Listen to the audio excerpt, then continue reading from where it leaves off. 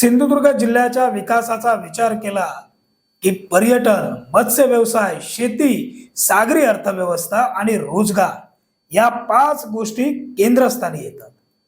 अनेक वर्ष कोकणाच्या विकासासाठी मोठ्या घोषणा झाल्या, मात्र निधी आणि समन्वय याच्या अभावामुळे अनेक योजना कागदावरच राहिल्यात.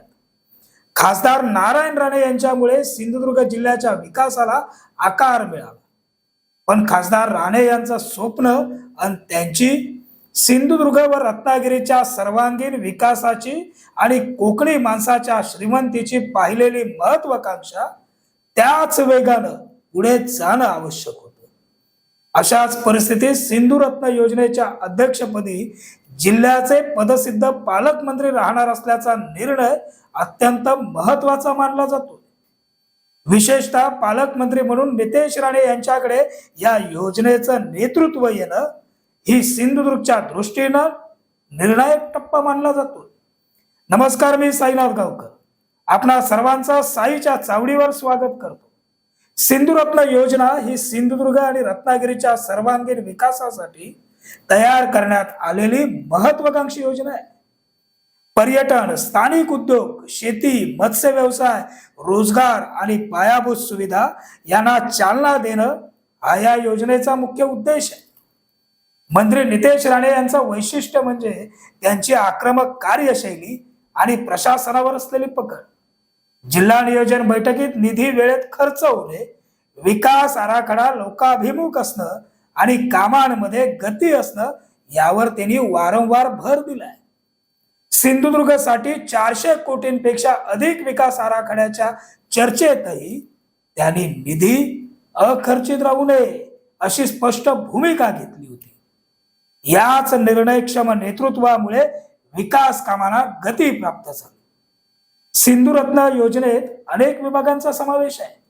पर्यटन, जलसंपदा, मत्स्य व्यवसाय, ग्रामविकास, रोजगार, पायाभूत सुविधा या सर्व विभागांना एकत्र आणून प्रत्यक्ष काम पूर्ण करण्यासाठी मजबूत राजकीय नेतृत्व आवश्यक असतं. नितेश राणे यांची कार्यपद्धती ही जलद निर्णय घेणारी मानली जाते. त्यामुळे मंजुरी, निधी वितरण आणि अंमलबजावणी या प्रक्रियांना वेग मिळू शकतो. खर तर सिंधुरत्न ही योजना पर्यटन क्षेत्रासाठी मोठी संधी मानली जाते. सिंधुदुर्गाकडे समुद्र किनारे, किल्ले, जलपर्यटन, स्कुबा डायव्हिंग, मालवणी खाद्य संस्कृती आणि आंबोली सारखी हिल स्टेशन्स आहेत.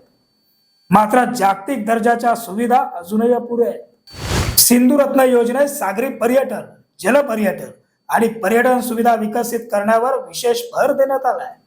जर या निधीतून बीच डेव्हलपमेंट, जेटी, पार्किंग, पर्यटन रस्ते, होमस्टे नेटवर्क आणि डिजिटल प्रमोशन उभारलं गेलं तर सिंधुदुर्ग महाराष्ट्रातील प्रमुख पर्यटन जिल्हा बनू शकतो. नितेश राणे यांची पर्यटन उद्योगाशी असलेली जवळीक आणि स्थानिक प्रश्नांची जाण यामुळे या क्षेत्रात परिणामकारक काम होण्याची अपेक्षा व्यक्त केली जाते. कोकणातील सर्वात मोठी समस्या म्हणजे रोजगारासाठी होणारं स्थलांतर आहे. मुंबई, पुणे आणि गोवा इथं कामासाठी जाणाऱ्या युवकांची संख्या मोठी आहे. सिंधुरत्न योजनेत स्थानिक रोजगार निर्मिती आणि स्वयंरोजगारावर भर देण्यात आलाय. पर्यटन, फूड प्रोसेसिंग, बोटिंग, होमस्टे, मत्स्य प्रक्रिया उद्योग आणि काजू आंबा प्रक्रिया उद्योग यांना चालना मिळाल्यास हजारो युवकांना स्थानिक स्तरावर रोजगार उपलब्ध होऊ शकतो. खरं तर या सिंधुरत्न योजनेअंतर्गत सागरी आणि मत्स्य व्यवसाय क्षेत्राला नवी दिशा मिळणार आहे. सिंधुदुर्ग हा सागरी पट्ट्यातील महत्वाचा जिल्हा आहे. मत्स्य व्यवसाय हे येथील अर्थकारणाचा प्रमुख साधन आहे.